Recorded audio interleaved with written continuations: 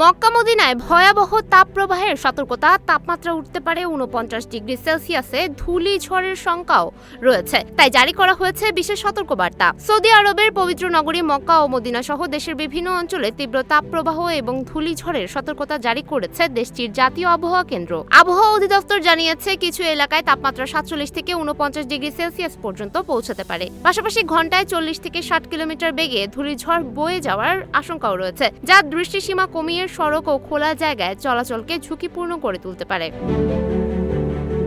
কর্তৃপক্ষ বিশেষ করে বয়স্ক, শিশু এবং শ্বাসকষ্ট বা হৃদয়রোগে আক্রান্ত ব্যক্তিদের বাড়তি সতর্ক থাকার আহ্বান জানিয়েছে। প্রয়োজন ছাড়া বাইরে না যাওয়া, পর্যাপ্ত পানি পান করা এবং বাইরে বের হলে মাস্ক, ছাতা বা মাথা ঢেকে চলার পরামর্শ দেওয়া হয়েছে। বিশেষজ্ঞদের মতে, জলবায়ু পরিবর্তনের প্রভাবে মধ্যপ্রাচ্যে চরম তাপপ্রবাহ ও ধূলিঝড়ের ঘটনা বাড়ছে, তাই স্বাস্থ্যবিধি মেনে চলাই নিরাপদ থাকার সবচেয়ে কার্যকর উপায়।